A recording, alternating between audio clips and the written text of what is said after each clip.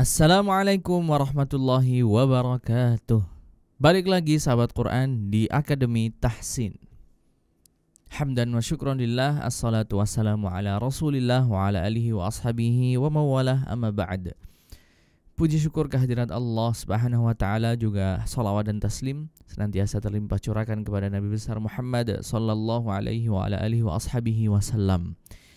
Balik lagi sama aku, Hanafi, di channel Akademi Tahsin. Gimana kabar sahabat Quran semuanya?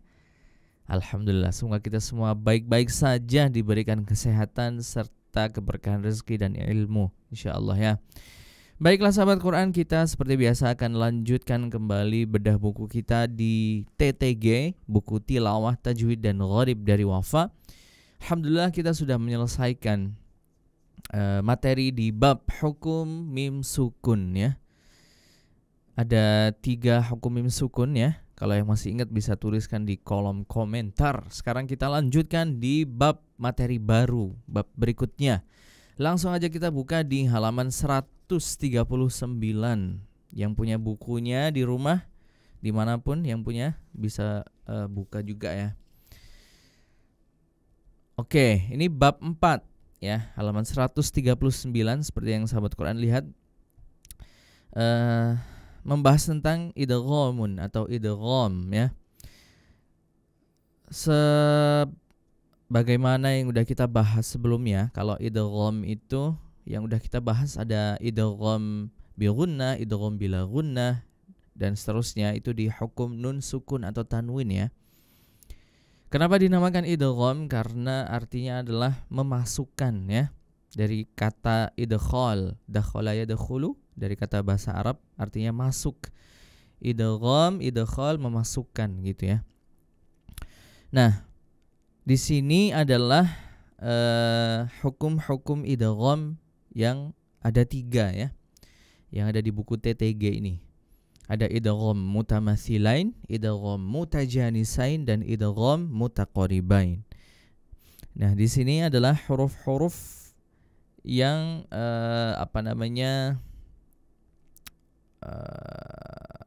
sesuai dengan namanya gitu, sesuai dengan istilahnya juga. Idgham mutamatsilain seperti apa, idgham mutajanisain seperti apa, dan mutaqaribain seperti apa. Jadi idgham di sini bukan idgham yang hukum nun sukun atau tanwin ya. Beda. Nah, seperti apa idgham mutamatsilain dan teman-temannya ini? Mari kita bahas di materi yang pertama di halaman berikutnya, halaman 140. Poin A, idghamun mutamatsilaini ya. Idgham mutamatsilain. Apa itu idgham mutamatsilain?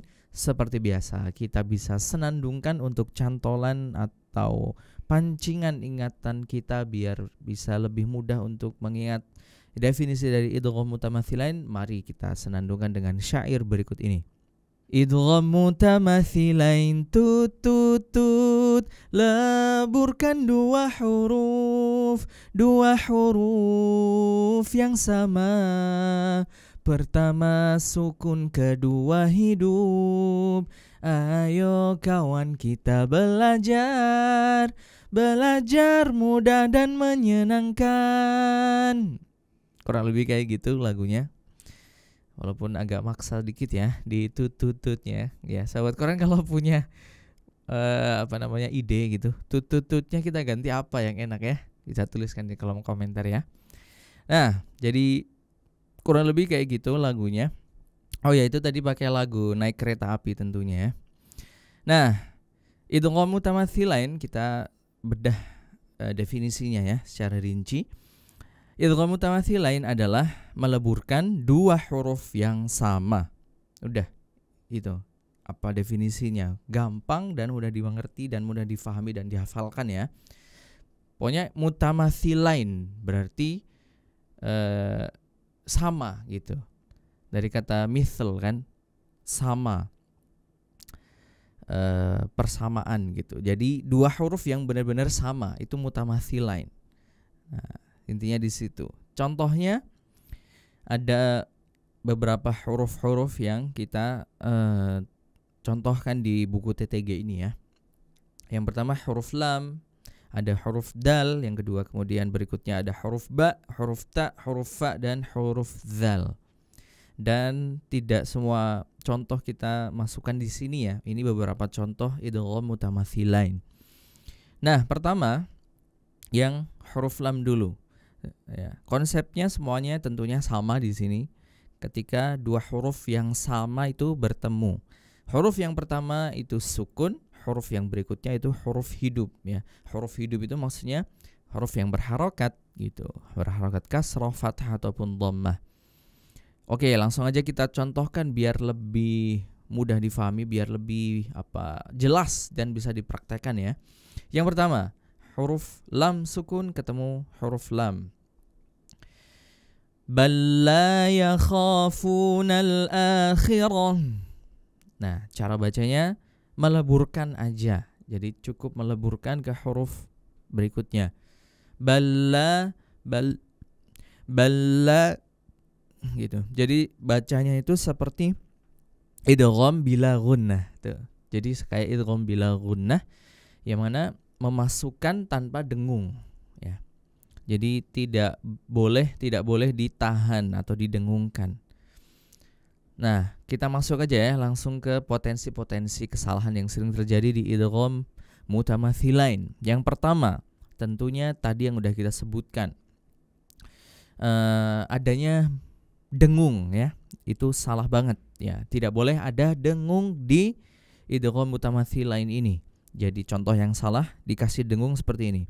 Bal la yakhafunal akhirah. Itu tidak tepat sama sekali. Yang benar bal la yakhafunal akhirah. Kemudian itu kesalahan yang pertama. Berikutnya kesalahan yang sering terjadi yang kedua adalah karena ini adalah huruf huruf-huruf idgham mutamatsilain ini huruf pertamanya itu sukun atau mati, itu kalau dia bukan karena dia idgham mutamatsilain ya, dia tidak boleh dipantulkan atau tidak berlaku qalqalah. Meskipun kita temui ada huruf ba misalkan nanti kita bahas ada huruf dal ya, tidak ada pantulan atau mengkolkolahkan gitu ya, tidak boleh memantulkan walaupun dia adalah huruf kolkolah. Karena apa? Karena setelahnya bertemu dengan huruf hidup yang sama sehingga cukup bacanya yang tepat adalah dileburkan, itu aja, dimasukkan atau dileburkan. Coba ya kita contohkan di contoh yang salah nih. Kebetulan contoh yang kedua huruf dal. Huruf dal sukun bertemu dal hidup. Di sini dalnya fathah harakatnya. Contoh yang salah. Wa qad dakhalu bil kufr. Nah, bisa ya sahabat Quran jeli gitu, bisa dengarkan kalau bunyi dal sukunnya itu tadi salah karena dipantulkan. Harusnya tidak boleh karena setelahnya ada dal hidup. Jadi langsung dileburkan atau dimasukkan ke huruf berikutnya, huruf dal yang sama. Jadi yang benar seperti ini. Wa qad dakhalu bil kufr. Nah, seperti itu potensi kesalahan yang kedua. Ya, insyaallah hanya ada dua potensi kesalahan saja. Mungkin sahabat Quran yang coba praktekkan di contoh-contoh ini, nemuin nggak potensi-potensi kesalahan yang lain gitu, potensi kesalahan yang baru? Bisa tuliskan di kolom komentar ya, sahabat. Oke, berikutnya huruf ba. Idrib bi'asaka. Ya, jadi ba-nya juga termasuk huruf qalqalah tapi tidak boleh dipantulkan kalau dia idgham mutamatsilain. Berlaku hukum idgham mutamatsilain yang artinya huruf ba sukun atau ba mati bertemu dengan huruf ba juga tapi hidup, maka dileburkan. Berikutnya huruf ta.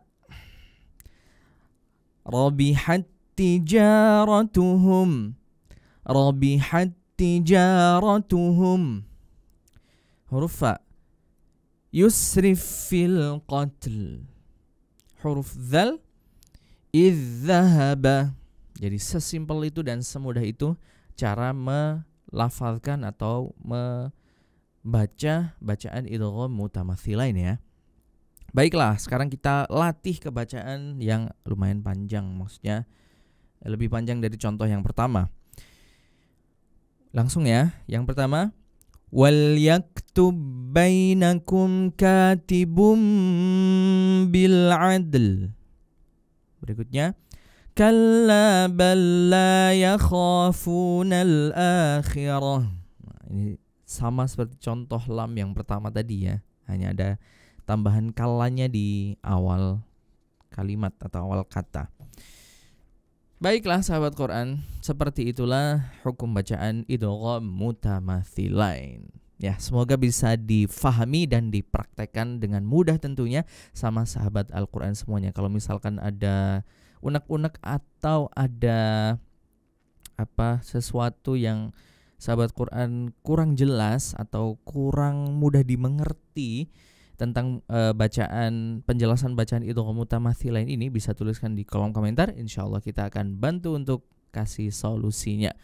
Baik, sampai jumpa di next video. Jangan lupa untuk subscribe dulu YouTube channel Akademi Tahsin. Jangan lupa like, share, dan juga komen ke teman-teman kalian, ke kerabat, siapapun semuanya. Dan juga komen di bawah kira-kira konten menarik apa lagi yang bisa kita sajikan untuk sahabat Quran biar lebih semangat lagi kita belajar Al-Quran bersama Akademi Tahsin. Barakallahu fikum. Wassalamualaikum warahmatullahi wabarakatuh.